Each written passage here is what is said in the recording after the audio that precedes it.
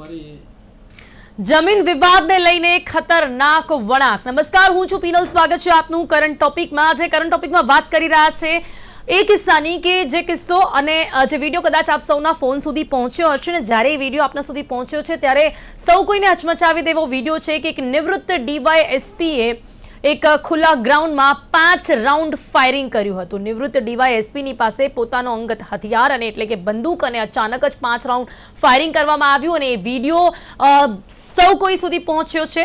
અને હવે વિડીયોની પાછળ સત્ય શું છે, શા માટે તેમણે ફાયરિંગ કર્યું, જે લોકો ત્યાં બેઠા હતા એ લોકો શું છે, શું વાતચીત ચાલી રહી હતી અને જે પ્રકારે અત્યાર સુધી લોકોના સુધી જે માહિતી પહોંચી છે જમીન વિવાદને લઈને આ સમગ્ર મામલો હતો। જે જગ્યા છે ઝાંસીની રાણી ની પાછળનો જે ગ્રાઉન્ડ છે ત્યાં આગળ જ આ મિટિંગ ચાલી રહી હતી ને આ મિટિંગ જમીન વિવાદને લઈને ચાલી રહી હતી। ભાડું પરત લેવાનો મામલો હતો કે જેમાં જ ક્યાંક અચાનક જ આજે નિવૃત્ત ડીવાયએસપી અશોકજી છે તેઓ ઉશ્કેરાઈ ગયા અને ત્યારબાદ તેમણે ફાયરિંગ કર્યું છે। અમદાવાદમાં આ પ્રકારની ઘટના સૌ કોઈને હચમચાવી દે ચોક્કસથી કે જ્યારે ડીવાયએસપી એક તો નિવૃત્ત ડીવાયએસપી છે, એમની પાસે પોતાનું હથિયાર અને એમાં પણ એમને કોઈની પણ બીક ના લાગે એ રીતે હવામાં ફાયરિંગ કરી નાખ્યું છે। ત્યાં બેસેલા જે લોકો છે એ લોકો પણ અચાનક જ જ્યારે ફાયરિંગ થયું ત્યારે ડરી ગયા। પણ જે વિવાદ હતો તે શું છે અને તેની સાથે જ હવે તો તેમની ધરપકડ પણ થઈ છે, તેમના વિરુદ્ધ ફરિયાદ પણ કરવામાં આવી છે। ફરિયાદ શું કરવામાં આવી, શા માટે તેમણે ફાયરિંગ કર્યું, શું જમીનનો વિવાદ હતો, નહેરુનગર જે માર્કેટ છે તે જે જમીન છે તે જમીનનો આખો વિવાદ છે। ઘણા સમયથી વિવાદ વિશે વાત ચાલી રહી હતી અને જે પ્રકારની માહિતી મળી રહી છે કે જે આ ડીવાયએસપી છે તેમણે ક્યાંક ને ક્યાંક આ જે જમીન છે તેના પર કબજો કરેલો હતો તો દસ્તાવેજો માંગતા જ નિવૃત્ત અધિકારીએ ગોળીઓ ચલાવી દીધી છે। આ પ્રકારની સમગ્ર માહિતી સામે આવી રહી છે। પૂર્વ પોલીસ અધિકારીએ જ જાહેરમાં કાયદો જે છે તે હાથમાં લીધો છે। આટલી હિંમત કઈ રીતે અને તેની સાથે જ જમીન કબજા અને ભાડા વિવાદની શું છે સાચી હકીકત તે આજે આપણને આ કરંટ ટોપિકમાં જાણવા મળશે। કારણ કે આ સમગ્ર વિવાદને લઈને જેમણે પણ ફરિયાદ કરી છે, જેમની સાથે આ મીટિંગ ચાલી રહી હતી અને તેની સાથે જ જેમનો આ સમગ્ર વિવાદ છે તેઓ જ આજે આપણી સાથે જોડાયા છે। જેમણે ફરિયાદ કરી છે તેઓ બંને આજે આપણી સાથે આ કરંટ ટોપિકમાં જોડાયા છે કે જેમની સાથે આજે આપણે વાતચીત કરવાનો પ્રયાસ કરીશું કે શું છે આ સમગ્ર મામલો, શા માટે આ ફાયરિંગ કરવામાં આવ્યું હતું। તો હરેશ ભારભડિયાજી અને જીગર ઝાપડિયાજી આપણી સાથે જોડાયા છે, જેઓ બંને ફરિયાદી છે આ સમગ્ર મામલામાં। હરેશજી, જીગરજી, આપ બંનેનું સ્વાગત છે। ધન્યવાદ। પહેલા પ્રથમ તો જીટીપીએલ ગુજરાત ન્યૂઝનો અને તમામ મીડિયાનો અમે આભાર વ્યક્ત કરીએ છીએ કે ગરીબોનો જે બુલંદ અવાજ કર્યો છે અને અમને ન્યાય મળશે એ ચોક્કસ અમને મીડિયાનો આભાર માનીએ છીએ। જી હરેશજી, ચોક્કસથી એટલા જ માટે આજે સમગ્ર જે હકીકત છે તે જાણવા માટે આપને અહીંયા બોલાવ્યા છે। સૌથી પહેલા હું શરૂઆત એ કરવા માંગીશ કે આ જે સમગ્ર મામલો છે તે શું છે, જેટલું જાણવા મળ્યું છે, જે અત્યાર સુધી ખબર પડી છે કે જે તે જમીન છે નહેરુનગરના માર્કેટની જે જમીન છે તેનો સમગ્ર વિવાદ છે। આપ લોકો ત્યાં આગળ માર્કેટ લગાવતા હતા અને અચાનક જ જે પ્રકારનો આ સમગ્ર વિવાદ સર્જાયું, જે ખબર પડી કે જે કબજો કરવામાં આવ્યો હતો એમના દ્વારા। હવે મને એ જાણવું છે કે કેટલા સમયથી તમે આ માર્કેટ ત્યાં લગાવી રહ્યા હતા, કોની આ જમીન હતી અને શું હતો સમગ્ર મામલો? મેડમ, ખાસ કરીને અમે એનટીડીએનટી મૂળ આદિવાસી દેવી પૂજક વાઘરી સમાજમાંથી આવીએ છીએ। ત્યાં જે નહેરુનગર છે એ પથારના બજાર વર્ષોથી ચાલતી હતી, પણ જે મોડેલ ગુજરાત, વિકસિત ગુજરાત જે આપણું ગુજરાત છે તે પ્રગતિ કરી રહ્યું છે આદરણીય મોદી સાહેબ ને ભૂપેન્દ્રભાઈ ને હર્ષભાઈના માર્ગદર્શન નીચે। હવે જે આપણા એએમસી વાળા લોકો દ્વારા આ પાથાણા બજાર વાળાને હટાવવામાં આવ્યા, જે ગરીબ માણસો છે જાય ક્યાં, એટલે અમારે હરેશભાઈ અને હિતેશભાઈ છે એમને બધા માણસોએ વાત કરી અને આ જે જગ્યા અત્યારે હાલમાં જે વિવાદ થયો એ જગ્યા સંમતિથી અમે એપી ચૌહાણ જે ગુજરાત બહારના છે અશોકસિંહ ચૌહાણ એના પાસેથી આ જગ્યા રાખી, એ જગ્યા રાખી અને પછી ત્યાં પાથરણ બજાર અમે ચાલુ કરી। તો એમાં જે સ્ટ્રક્ચર કાચો હંગામી ધોરણે કરવામાં આવ્યું, પણ ફૂડ કોર્ટ કરવાના હતા, ફૂડ કોર્ટ કરવાના હતા તો એમાં અમે એક મોડેલ બનાવ્યું। આ તમે ક્યારે કરવાના હતા? કારણ કે જે ફૂડ કોર્ટ છે નહેરુનગરમાં જે માર્કેટ છે તો ઘણા વર્ષોથી ચાલે છે, હવે તમે લોકોએ ક્યારે ત્યાં માર્કેટની શરૂઆત કરી અને ક્યારે કરવાના હતા, સમય શું હતો? લગભગ 6-7 મહિના થઈ ગયા। ઓકે, પણ ઓલરેડી ત્યાં ફૂડ કોર્ટ ને એની સાથે સાથે જે કપડાનું નું જે શોપ છે એ બધું તો ઘણા વર્ષોથી ત્યાં ચાલે પણ છે. મેડમ એ રસ્તા ઉપર હતું. હા. એ હવે જે અંદર structure ઊભું corporation એ કરવામાં આવ્યું હટાવી છે એની દીધું વાત કરીએ. અને અશોક ચૌહાણ પાસેથી આ જમીન છે અમે રાખી હા. સંમતિથી, બરાબર? Okay. એ જમીન હવે રાખી. તમને ખબર હતી કે અશોક ચૌહાણજી જે આ નિવૃત્ત ડીવાયએસપી છે એ જમીન એમની જ છે? નહીં, એમની નથી મેડમ. એમાં એવું હતું, અમારા એક સુરતમાં મિત્ર છે, એ પણ મોટા અધિકારી છે. એમના વાયા અમે અશોકસિંહ ચૌહાણને મળ્યા કે ભાઈ મારે આ જગ્યા દેવી છે પણ તમે કોઈના રેફરન્સ આપો. એટલે મેં સુરતના રેફરન્સ આપ્યા, પણ એ જગ્યા એમની પાસેથી ભાડે રાખી. જે સમય ઘણા સમયથી નેહરુનગર રોડ પર ફૂટપાથ ઉપર આ માર્કેટ ચાલતી હતી, એટલે અમારા દેવી પૂજક સમાજે કીધું કે મુન્નાભાઈ આપણે કે રોડ છે વેચવા દેતા નથી, તો આ જગ્યા છે પણ રેફરન્સ આપો ને તો આપણે જગ્યા ભાડે આપે. એટલે મેં સાહેબને રેફરન્સ આપીને આ જગ્યા સાહેબ પાસેથી મેં ભાડે લીધી, અશોકભાઈ પાસે. અશોકસિંહ ચૌહાણ પાસે. પણ આપે એ તપાસ નથી કરી કે ખરેખર આ જમીન એમની છે કે નહીં? એ એમની જમીન નથી. પછી અમે તપાસ ત્યારે તમને નહોતી ખબર? નથી ખબર કે જે મિત્રને આપણે રેફરન્સ થયા હતા એ પણ બહુ મોટા અધિકારી છે ને આ પણ મોટા અધિકારી. એ કોણ હતા? એ અમારા મિત્ર સુરતના છે, મોટા અધિકારી ACP છે. ACP છે. એટલે એમના થ્રુ અમે આ જગ્યા ભાડે રાખી. એટલે અમને તો એમ હતું કે અધિકારી થોડા ખોટું કોઈ વસ્તુ આપણી સાથે કરવાના છે. એમાં અમારી યારે MOU પણ બનાવ્યું, સમજીતી કરાર કરી. શું હતું MOU માં? MOU માં અમે ભાગીદારી કે જે પણ આનો નફો થશે એમાં આપણે પાર્ટનરશિપ કરશું, તમે ખર્ચો બધો તમે કરો. એટલે મેં અહીંયા મોટો ખર્ચો એટલે 350 સ્ટોલ મેડમ બનાવી નાખ્યા મેં અહીંયા. બધી જંગલ હતી ત્યાં મેડમ, પછી અંદર ખાડાઓ હતા. 3 મહિનામાં સ્ટોલ બની ગયા. મેં માર્કેટ ચાલુ કરી. માર્કેટ ચાલુ કર્યા પછી 15 થી 20 થી પછી MC ને ખબર પડી કે ભાઈ અહીંયા માર્કેટ ચાલુ થઈ.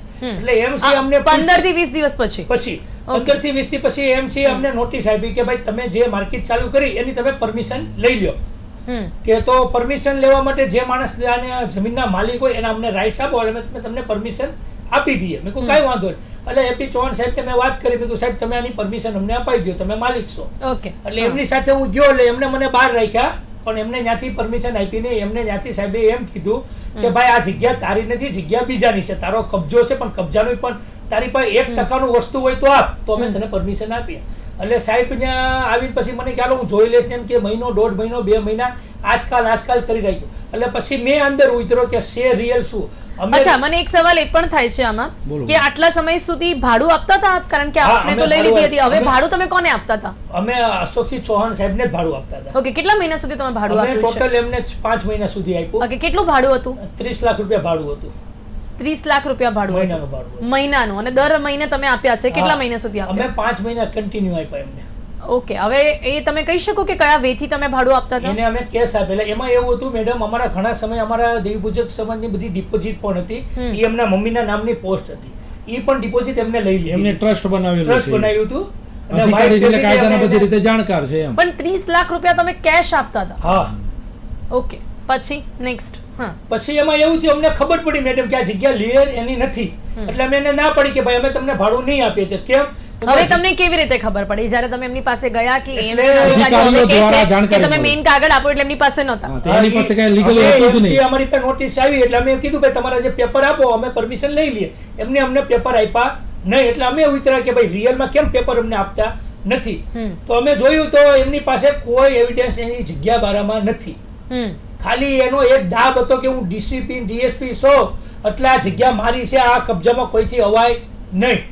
કેટલા સમયથી એ રીતનો દાબ રાખ્યો હતો, એની બધા પાસે ભાડા ઉઘરાવતા હતા ત્યાં દાબથી. એટલે અમારી પાસે અમને ખબર પડી એટલે મેં કીધું દાબમાં નહીં રહીએ સાહેબ, કા અમને અમારા જગ્યાના પૈસા આપી દો, જે ભાડું લીધું એ આપી દો, અને અમે જે ખર્ચો કર્યો એ આપી દો, નકર અમે આ જગ્યા મૂકશું નહીં. એટલે અમે પછી સિવિલ દાવો કર્યો. એટલે એની નોટિસ એની પાસે કાલે આવી. એટલે એને ખબર પડી કે આ લોકોએ મારી માથે દાવો કરી દીધો. એટલે ડાયરેક્ટ દાવો કરીને ખબર પડી એટલે 4:45 વાગે ડાયરેક્ટ ઓડી ગાડી લઈને પેલા એના 2 છોકરા ને એક છોકરી આવી કે મારા પપ્પા. ઓકે, તમે પેલા દાવો કરી દીધો, પછી એમને ખબર પડી એટલે તમે લોકોની સાથે વાત કરવા માટે આવ્યા? હા, વાત કરવા માટે આવ્યા. ઓકે, હવે આ વાત કરવા માટે મીટિંગ જે ઝાંસીની રાની નું સ્ટેશન છે નહેરુનગરની પાછળ આ મીટિંગ થઈ. તમે કોણ કોણ ગયા હતા હરીશભાઈ? એમાં મુન્નાભાઈ હતા, અમારા જે પાર્ટનર છે અમિતભાઈ પટેલ હતા, પછી કાકુભાઈ જાપડિયા હતા, અભિતભાઈ સોલંકી હતા, મણીલાલ ગોરધનભાઈ હતા, અને એટલે તમારી સાથે બીજા જે પણ લોકોએ ત્યાં આગળ માર્કેટ કર્યું હતું એ બધા તમારી બધા જ અમારા ગ્રુપના હતા. અમે ત્યાં જઈને બેઠા. ઓકે, અમે ત્યાં જઈને બેઠા એટલે આ દાવાની એ લોકોને ખબર પડી એટલે એનો છોકરો સિદ્ધાર્થસિંહ ચૌહાણ, એની ડોટર અને એને બીજો બાબો એ ત્યાં આવ્યા. અને એમના 2 છોકરાઓ 1 છોકરી હા. પેલા આ 2 બધા જ ત્યાં છોકરા અને 1 છોકરી આવી એટલે અમને Okay. છોકરી અમને ગાડું દેવા મની પહેલા એટલે મેં એમ કીધું બેન તમે તમારા પપ્પા સાથે અમારી વાતચીત ચાલે છે તમે અમને ગાડું દેવો માં એટલે એ શબ્દ એવી બોલી મેમ કે એનો ઈગો એ હતો કે નિવૃત્ત ડીવાયએસપી હતા છતાં એનો ડીવાયએસપી નો પાવર હતો બરાબર અને કે આ દેવી પૂજક છે એમ બોલી કે તમે નીકળો વાઘરાઓ તમે શું કરી લેવાના છો તો મુન્નાભાઈએ એમ કીધું કે ભાઈ તમારા જે પપ્પા છે તમારા પપ્પાને તમે બોલો એની સાથે એ કે મારા પપ્પા આવે જ છે અને રિવોલ્વર લઈને આવે છે અને તમને ગોળીઓ દઈ દેવાના છે ભડાકા કરવાના છે અચ્છા એટલે પહેલા જ એમણે આ હા, સ્ટેટમેન્ટ હા. પહેલા 5 જ મિનિટમાં એ ઓડી ગાડી લઈને આવ્યા 5 મિનિટમાં ઓડી ગાડી લાવીને ડાયરેક્ટ ગાડું અમને દેવા મહિને ચાલો કે અંદર નીકળો અહીંથી ને પછી ડાયરેક્ટ ફાયરિંગ કર્યું અમારી માથે ઓકે હવે એ મોમેન્ટ કે જે વિડીયો બધાએ જોયો હા.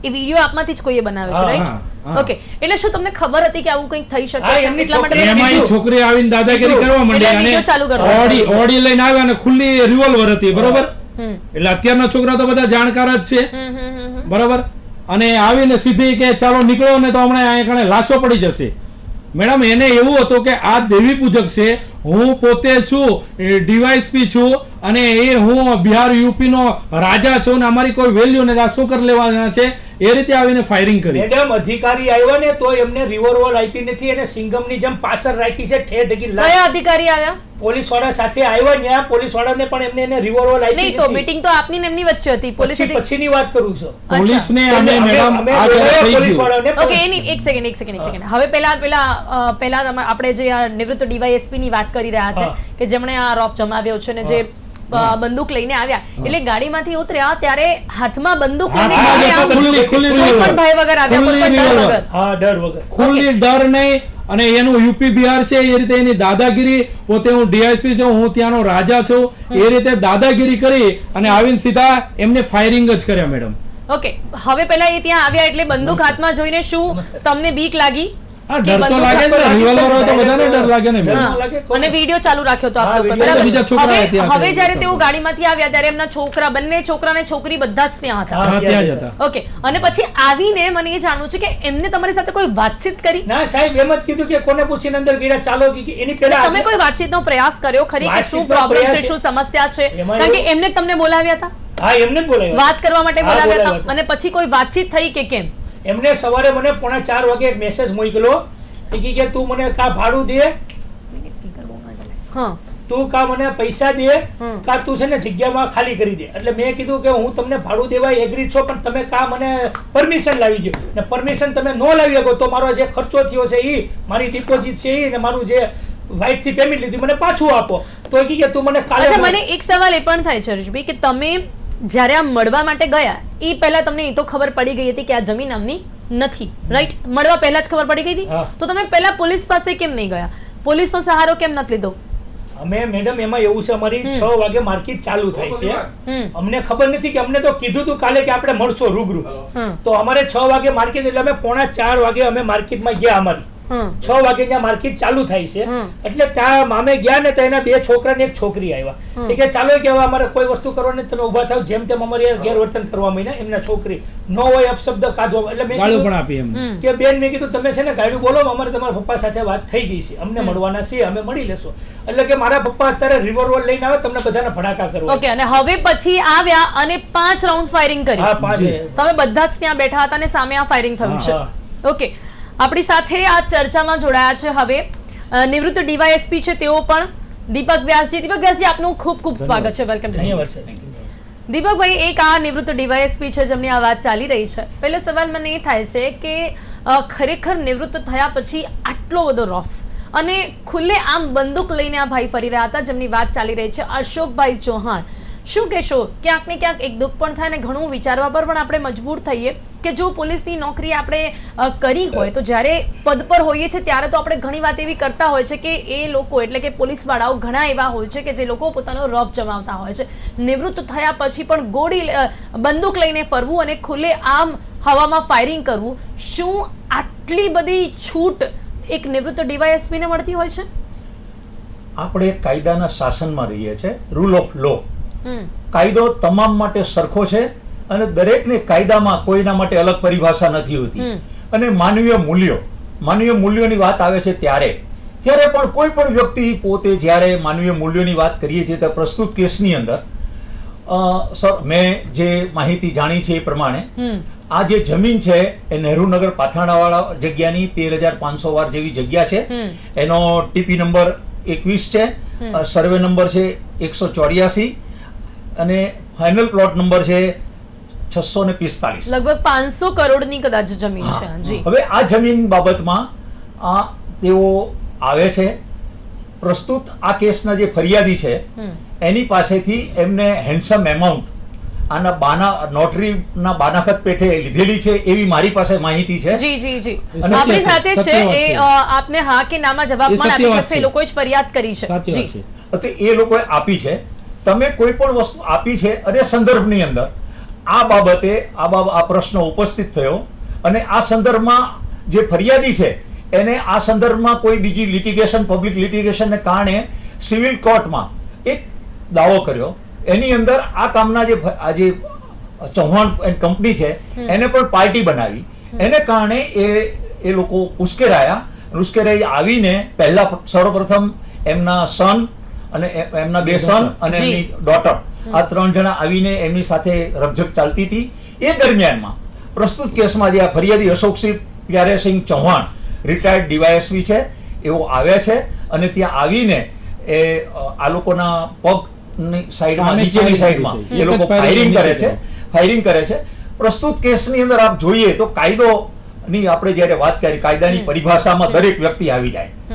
એમને જે વેપન મળેલું છે એ સંરક્ષણ માટે મળેલું છે.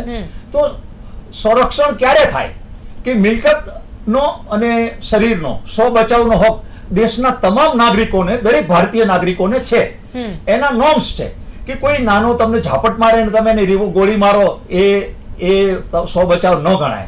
એટલે જે પ્રમાણેનું બળ જે વપરાય છે સામેથી એવું બળ તમે સામે વાપરો અને જસ્ટિફાઈડ કરો કે તમે જે કંઈ તમે તમારા બચાવ માટે તમે આ કર્યું છે કૃત્ય એ તમારે જસ્ટિફાઈડ કરવું. પણ દીપકભાઈ આ તો જે રીતે ખુલ્લેઆમ ગાડીમાં આવ્યા અને આમ લઈને ફરતા હતા બચાવ માટે, પણ તમે કોઈ પણ આ પ્રકારની ઘટના નથી બની, મીટિંગ માટે આવ્યા છે અને હાથમાં લઈને આવ્યા છે અને ફાયરિંગ કર્યું છે. આ કેટલું યોગ્ય કહી શકાય? તમને બચાવ માટે મળે ત્યારે પણ તમને એવું નથી કે આ ખુલ્લેઆમ હાથમાં લઈને ફરી શકો? કાયદા મુજબ એ ડીવાયએસપી હોય કે કોઈ પણ હોય, કાયદો બધા માટે સરખો છે. આપણે લોકશાહીમાં જીવન છે. સૌથી મોટી વસ્તી ધરાવતા લોકશાહી દેશના સમૃદ્ધ રાજ્યના સમૃદ્ધ શહેરની આપણે જ્યારે ચર્ચા કરીએ છીએ ત્યારે લોકશાહી મૂલ્યને પ્રથમ પ્રાધાન્ય આપવું જોઈએ. કોઈ પણ વ્યક્તિને હ્યુમન રાઇટ્સને આપણે સ્વીકારવા જોઈએ અને કોઈ પણ હ્યુમન રાઇટ્સના કોઈ પણ વ્યક્તિને અનનેસેસરી કોઈનું દિલ પણ નહીં દુભાવવું જોઈએ. એ હ્યુમન રાઇટ્સ છે. અને પ્રસ્તુત કેસની અંદર આવતા પહેલા કોઈ પણ પ્રકારની વાતોચીત થયા પહેલા જે પ્રમાણે મેં આપના મારફતે જાણ્યું કે આવીને સીધું એમને પગની સાઈડમાં એમને ફાયરિંગ કર્યું છે. એ ખૂબ જ દુઃખદ વાત છે. હરીશભાઈ આમાં કંઈ કહેવા માંગે છે? આદરણીય વ્યાસ સાહેબ નિવૃત્ત ડીવાયએસપી છે, સંવિધાનના જાણકાર છે. એમને જે નૈતિક મૂલ્યોની સંવિધાનની લોકશાહીની વાત કરી એના સાથે સંપૂર્ણ રીતે હું સહમત છું. કારણ કે નાગરિકોને તમામ જે હ્યુમન રાઇટ્સના જે હકો આપ્યા છે, જે ફંડામેન્ટલી રાઇટ્સ છે, જે ગવર્મેન્ટે આપણને સંવિધાને બાબા સાહેબ આંબેડકરે આપેલા છે. સાહેબશ્રીએ એક શબ્દ બહુ સારો જે કીધો છે કે અમારી જે લાગણી છે, અમને એ પોતાને ડીવાયએસપી સમજે છે, પોતાને યુપી બિહારનો રાજા અને આ મામૂલી દેવી પૂજક વાઘરી સામે બેસવાનો અમને અધિકાર નહીં. એટલું બધું અમને ટોર્ચર કરેલું. અને મારી આદરણીય મોદી સાહેબને, આદરણીય મુખ્યમંત્રી શ્રી ભૂપેન્દ્રભાઈ પટેલને, આદરણીય હર્ષભાઈ સંઘવી ગૃહમંત્રી શ્રીને મારી વિનંતી છે કે વારંવાર 1871 થી દેવી પૂજક વાઘરી સમાજ મૂળ આદિવાસી છીએ, અમારી ઉપર અત્યાચાર થતા હોય છે, જન્મજાત ગુનેગારનો ઠપ્પો મારવામાં આવ્યો છે. 2003માં આદિવાસીના હકો અમારા ગુજરાત સરકારે છીનવી લીધા છે. આજ દિવસ સુધી ઓબીસી નો એક પણ અનામતનો લાભ દેવી પૂજકને નથી મળ્યો. અમે વિમુક્ત જાતિમાં આવીએ છીએ. ફરી એક વખત આ મુદ્દા ઉપર આવી જઈશું. દીપકભાઈ મેડમ, એનું કહેવાનું મારું કારણ એ છે, એક મિનિટ, કે અમને એ વાઘરી સમજીને અમારી ઉપર ફાયરિંગ કર્યા. વાઘરી શું કરી લે એ ગાળપણ એ બેન બોલ્યા હતા. એટલે અમને જે ઓબીસી ના જે હક સંવિધાનના નથી મળતા આરક્ષણના, એટલા માટે ગુજરાતની અંદર અમારી પર અત્યાચાર વારંવાર થાય છે. પણ મને હવે ફરી એ સવાલ પણ કરવો છે કે અહીંયા જે જાણકારી મળી રહી છે કે આ જે અશોકભાઈ ચૌહાણ છે એમને આ જમીન ઉપર કબજો કરેલો હતો. બહુ પ્રશ્ન ઉપજાવે એવી વાત છે કે આપણા હર્ષભાઈ સંઘવી હંમેશા પોલીસને કાયદામાં રહેવાની વાત અને કાયદામાં પબ્લિકને રાખવાની વાત કરતા હોય છે. અને અહીંયા આ જે ભાઈ છે પોલીસ હતા અને હવે નિવૃત્ત થઈ ચૂક્યા છે, ત્યારે પણ આમને આટલા બધા હકો મળી જાય, એક જમીન પર આટલા સમયથી કબજો કરીને બેઠેલો. આપણા ત્યાં આપણે તો જાણીએ જ છે કે અસામાજિક તત્વો અને ગુંડા તત્વો તો ઘણી જગ્યાઓ પર આવી રીતે કબજો કરીને બેઠા છે, પણ આ તો ક્યાંક પોલીસની સાખ ઉપર સવાલ ઉભો કરે છે કે પોલીસ પણ આવી રીતે કબજો કરીને બેસી શકે છે. પ્રસ્તુત કેસની અંદર આ જે જમીન છે એના મૂળ કબજેદાર તરીકે શાંતાદેવી પ્રભાતસિંહ એ છે આના ચૌહાણ, આજે ડીવાયએસપી સાહેબના મધર છે, એ કાગળો એના નામના છે, જે રીતે હું જાણું છું ત્યાં સુધી. તો આ ડીવાયએસપી એ પોતે કરેલા નથી, પરંતુ આપણે જ્યારે રૂલ ઓફ લો ની વાત આવીએ તો કોઈ વ્યક્તિ, દરેક વ્યક્તિને એક જ ચશ્માથી આપણે જોવાના છે, દરેકને સરખો ન્યાય મળે અને કોઈ પણ વ્યક્તિને અનનેસેસરી એને હેરેસમેન્ટ ન થાય, એને અન્યાય ન થાય, એની આપણે બધા કાળજી રાખવી જોઈએ. અને આજના દિવસે આપણી ચેનલે એક માનવ મૂલ્યનો જે મુદ્દો ઉઠાવ્યો છે એ બદલ આપની ચેનલને પણ ખૂબ ખૂબ હૃદયથી અભિનંદન આપું છું. જી જી દીપકભાઈ, પણ ફરી હું એ જ પૂછીશ કે તો આ કબજો મેળવવા માટેના અધિકારો, આટલી બધી છૂટછાટ આપણા ત્યાં મળતી હોય છે ને, ત્યારે બહુ કાયદા પર પણ સવાલો ઊભા થતા હોય છે કે આટલા સમય સુધી, ચલો આ તો વાત સામે આવી એટલે આપણને ખબર પડી કે આ ભાઈ નિવૃત્ત હોવા છતાં પણ આવી રીતે આટલી મોટી જમીન ઉપર કબજો કરીને બેઠા છે, એમના નામ ઉપર કોઈ કાગળો નથી, એમની આ જમીન નથી, ત્યારે આ બધી વાત સામે આવી છે. વિચારો કે કેટલા મહિના સુધી એમને આ ભાડું ખાધું છે અને કોઈને ખબર નથી પડતી. મારા 36 વર્ષનો આ ડિપાર્ટમેન્ટનો આખા રાજ્યમાં મેં નોકરી કરી છે કે આપણે ત્યાં સિવિલ લો નો એવો મિસયુઝ લોકો કરે છે. આ તો 0.1% કેસ આપણા સામે આપણે ચર્ચામાં લાવ્યા છીએ. આવી આખા રાજ્યમાં અસંખ્ય એવી પ્રોપર્ટીઓ છે જેની અંદર લોકો ગેરકાયદેસર કબજો કરેલો છે. એ સંદર્ભમાં સિવિલ લિટિગેશન ચાલે છે. નીચલી કોર્ટમાં જાય, ઉપરની કોર્ટમાં જાય, હાઈકોર્ટમાં જાય, સુપ્રીમ કોર્ટમાં જાય, એપેલેટ ઓથોરિટીમાં જાય. એટલે આ સિવિલ વસ્તુનું છે ને એ ટોસિંગ જ થાય છે. એટલે જે જેન્યુઅન વ્યક્તિ છે, જેને ખરેખર જે જમીનનો પોતાનો અધિકાર છે, એને અધિકાર મળવો જોઈએ અને એને સમય મર્યાદામાં એને ન્યાય મળે તો એ પોતે પોતાનું અસ્તિત્વ સારી રીતે ટકાવી શકે અને પોતે પોતાના લોકશાહી અધિકારોનું એ સારી રીતે ઉપભોગતા. જી, ઇનફેક્ટ દીપકભાઈ, ભારત દેશમાં આપણને બહુ દુઃખ સાથે કહેવું પડે કે હવે તો કબજો કરનાર લોકો જે છે ને એમની દાદાગીરી એટલી વધારે છે કે સામાન્ય લોકોને તો હવે એ પણ લાગે છે કે જો આટલા વર્ષ સુધી કબજો કર્યો છે ને તો હવે મેઇન માલિક પણ જતું કરી નાખે કે આટલા વર્ષ સુધી કબજો એ વ્યક્તિએ કર્યો છે ને તો હવે કદાચ આ જમીન મારી નહીં જ થઈ શકે. અને બીજા લોકો પણ આ માનીને બેસી જ જાય છે કે જો 7 વર્ષ 10 વર્ષ આટલા વર્ષો થઈ ગયા છે તો હવે આ જમીન આમની જ છે. અને કોઈ પણ કાગળ, કોઈ પણ કાયદાઓ પણ એ જે જમીન છે મૂળ માલિકને પછી પાછી નથી મળતી. નહીં, ડોક્યુમેન્ટેશન શુડ બી પ્રોપર. ઘણો સમય લાગી જાય છે દીપકભાઈ, કેસ ચાલે, પણ આપણી પાસે આપણે એક દિવસમાં કાયદો તો બદલી નથી શકવાના. જે આપણી પાસે પ્રવર્તમાન કાયદો છે એને એડોપ્ટ કરીને, એની સારી વસ્તુઓ સ્વીકારીને સકારાત્મક ઉર્જા આપણે ઊભી કરીએ. રોઈને બેસી રહેવા કરતા, બેઠા કરતા બજાર ભલી, એવું કાઠિયાવાડમાં કહેવત છે. તો તમે નિરાશ બેસી રહેવા કરતા એની અંદર પ્રયત્નશીલ રહો, એક્સપર્ટ ઓપિનિયન લો અને સકારાત્મક ઉર્જા ઊભી કરો. 100% સારા પરિણામો મળશે. જીગરભાઈ, આગળ હવે શું થયું છે? અત્યારે તમે કમ્પ્લેન કરી છે, એમની ધરપકડ થઈ છે, પોલીસે તમને શું કહ્યું છે? કાગળો આવ્યા છે, મૂળ જે માલિક છે તે આવ્યો છે, એની સાથે વાતચીત થઈ છે, એએમસી અધિકારીઓ સાથે વાતચીત થઈ. હાલ અત્યારે શું કહેવામાં આવ્યું છે? એમની પાસે એફઆઈઆર થઈ ગઈ છે, અમે અરેસ્ટ કરી દીધા છે. અત્યારે પંચનામું કરવા આવવાના હતા, પછી આપને આગળ ખબર પડશે. ઓકે, ચલો એ તો ખબર પડી ગઈ કે એમની ધરપકડ થઈ ગઈ છે, બટ હવે તમે અત્યાર સુધી જે ભાડું ચૂકવ્યું છે, ઇનફેક્ટ ત્યાં જમીન માટે તમે પૈસા લગાવ્યા છે, એમનું શું છે? હવે આગળ શું થશે? આ કાર્યવાહી થઈ ને એનું મૂળ કારણ એ છે, હું પોતે બીજેપીમાં છું, ફોર્મર ડિરેક્ટર છું અને ગુજરાત સરકાર વિચરતી વિમુખ જાતિમાં અને પોતે પ્રદેશ કારોબારી સભ્ય છું. અમિતભાઈ પટેલ જે અમારા પાર્ટનર છે આપણે હરેશભાઈના, એ પોતે બીજેપીમાં કામ કરે છે, હમણાં જ બંગાળ જીતાડીને આવ્યા. આ અમે કાળુભાઈ ડાભી એમએલએ, ગૌતમભાઈ ચૌહાણ એમએલએ, પરસોત્તમભાઈ અને હર્ષભાઈ, આ બધાને જ્યારે ફોન કર્યા મેડમ, ત્યારે પોલીસે આવી અને અમારો સૌ બચાવ કરીને અમારું રક્ષણ કર્યું. અને છતાંય એ પોતે રિવોલ્વર લઈને પોલીસ કોન્સ્ટેબલની સાથે એનો વિડીયો પણ છે, છતાં એ રિવોલ્વર તાકતો હતો. ચૌધરી સાહેબ આવ્યા, ચૌધરી સાહેબને મેં આપણે એમએલએ કાળુભાઈ ડાભી સાથે વાત કરાવી તો પણ એ માણસ પોલીસ વાનમાં બેસતો નહોતો મેડમ. એ બેસતો નથી, એટલી બધી એની દાદાગીરી. એને એમ છે કે હું ડીવાયએસપી છું, બીજા કોન્સ્ટેબલ એમને સાહેબ સાહેબ કરતા. પણ પોલીસને જે હર્ષભાઈને એનો અમે આભારી માનીએ કે તાત્કાલિક ધોરણે પોલીસ આવીને મદદ સારી કરી છે અમને. બરાબર, પણ હવે જમીનમાં શું, બહુ સમય ઓછો છે આપણી પાસે, જમીન, તમારી દુકાન, એનું શું કહેવામાં આવ્યું છે તમને? હવે મેડમ અત્યાર સુધી તો હજી કાંઈ કહેવામાં આવ્યું નથી. અમારી તો માંગણી એટલી જ છે. મૂળ માલિક એને એ ખબર પડી? એને કાંઈ ખ્યાલ નથી. બરાબર, અમારી તો માંગણી એટલી જ છે આદરણીય મુખ્યમંત્રી શ્રીને, આદરણીય ડેપ્યુટી સીએમ ગૃહમંત્રી શ્રીને અને આદરણીય મોદી સાહેબને જી.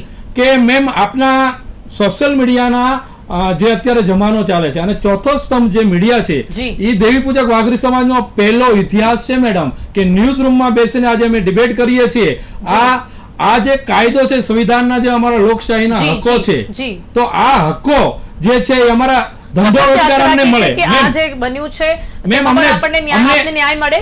નો કોર્પોરેશન અત્યારે બેસવા કોઈને દેતા નથી અને ગરીબ માણસો જાય ક્યાં, વેચાતો લેવા છતાં જો આવી રીતે અમારી પર અહીંયા સુધી firing આપની થતા હોય. સાંભળવામાં આવી છે તો ચોક્કસથી મેં આગળ પણ મારી- સાંભળવામાં આવશે. દીપકભાઈ, અંતમાં આપને શું લાગે છે હવે આ કેસમાં શું થશે? અંતમાં શું કહેશો? પ્રસ્તુત કેસની અંદર આ જે બનાવ બનેલો છે એ સંદર્ભના અત્યારે એફઆઈઆર દાખલ થઈ છે, પંચનામું, ફરિયાદો, પછી સાયન્ટિફિક એવિડન્સ, ડોક્યુમેન્ટરી એવિડન્સ બધું કલેક્ટ થશે. અને ખાસ કરીને લોકોને મારી જાણકારી માટે જી, કહું છું જી, જી, કે આ ભારે ગુનો બન્યો છે 307 જૂની સેક્શન પ્રમાણે, attempt to murder. Attempt to મર્ડરના કેસની અંદર આ ગુનાની તપાસ પોલીસ ઇન્સ્પેક્ટર કરશે અને એનું વિઝિટેશન ડીવાયએસપી કક્ષાના અધિકારી કરશે. જી, બિલકુલ. Crime આશા રાખીએ DYSP છીએ કરશે કે અને સાથે સાથે જે DYSP A day to day ની જે તપાસ કરશે એ અંગેની કેસ ડાયરી શું શું કર્યું છે એનો પ્રોગ્રેસ રિપોર્ટ હોમ મિનિસ્ટરને, ડીજી સાહેબને, સીઆઈડી આ જે ક્રાઇમને, સમગ્ર મુદ્દો છે, જે ઘણા બધા હવે લોકો એ ચર્ચામાં છે, બાબત ઉપર મને નજર લાગે છે કરશે કે અને આ સૌ કોઈની સંદર્ભમાં કોઈને અન્યાય નજર નહીં થાય. ચોક્કસથી આ કેસ પર મેમ, હશે. એક આ મારી લોકોને ન્યાય રિક્વેસ્ટ મળશે. છે. જી, ખૂબ જ ઝડપથી No, no, સમય. please, જલ્દીથી, please. એક મારી રિક્વેસ્ટ છે કે અમે સરકારશ્રીને વિનંતી કરીએ છીએ, તમામ મુખ્યમંત્રીને, આનંદીબેન થી લઈ, મોદી સાહેબ થી લઈ, વિજયભાઈ થી લઈ, ભૂપેન્દ્રભાઈને, જી, જલ્દીથી, હા. દેવી પૂજક સમાજે અમે આવેદન પત્રો આપ્યા છે. અમને ધંધો રોજગાર કોર્પોરેશન બેસવા નથી દેતી અને ઓબીસી નો 1% અનામતનો લાભ નથી મળતો, એનટીડીએનટી નો લાભ નથી મળતો. જી, બિલકુલ, મોદી સાહેબ ને બિલકુલ, સરકારશ્રીને મારી વિનંતી છે જી, જી, કે અમને છે ને આરક્ષણનો લાભ આપે અને આ મીડિયા પર ત્યાં સુધી અમારો સરકારમાં અવાજ પહોંચાડો. વાત કરીશું, પણ અત્યારે સમય અહીંયા સમાપ્ત થાય છે. આશા રાખીએ છીએ કે આ જે મુદ્દો બન્યો છે, આ જે આખો આપનો કેસ છે એમાં આપને ન્યાય મળે તેવી આશા અમે રાખીએ છીએ. મારી સાથે જોડાવા બદલ આપનો ખૂબ ખૂબ આભાર. દીપકભાઈ, આપ અમારી સાથે જોડાયા તે બદલ આપનો આભાર. Harishbhai જગરભાઈ, thank you so much. મીડિયાનો ખૂબ ખૂબ આભાર જેને અમારો બુલંદ જી, અવાજ થેન્ક યુ સો કર્યો મચ. તો છે. જમીન અને વિવાદે જે DPL નો ખતરનાક દિલથી વળાંક આભાર. લીધો છે અને જે રીતે આ નિવૃત્ત ડીવાયએસપી ની દાદાગીરી સામે આવી છે, જે પ્રકારે એમણે ફાયરિંગ કર્યું છે અને જે રીતે એમણે પોતાનું રોફ જમાવ્યું છે દેવી પૂજક સમાજની આગળ, અને તેની સાથે જ જમીન વિવાદને લઈને એમણે જે દાદાગીરી બતાવી છે તે માટે અત્યારે હાલ તો તેમની ધરપકડ થઈ ગઈ છે. પરંતુ આશા રાખીએ છીએ કે સરકાર આ કેસ ઉપર નજર પણ રાખે અને તેની સાથે જ આમને એમની સામે ક્યાંક ને ક્યાંક કાર્યવાહી કરવામાં આવે અને આ સાથે જ જે પણ લોકો એની સાથે જોડાયેલા છે, જે લોકો પણ આમાં પૈસા રાખ્યા છે, દેવી પૂજક સમાજના હોય કે અન્ય કોઈ પણ સમાજના જે પણ લોકોના આમાં પૈસા છે એ લોકોને ન્યાય મળે. અત્યારે કરંટ ટોપિકમાં બસ આટલું જ. ફરીથી મળીશું નવા સમય, નવા વિષયની સાથે. ત્યાં સુધી રજા આપશો. નમસ્કાર.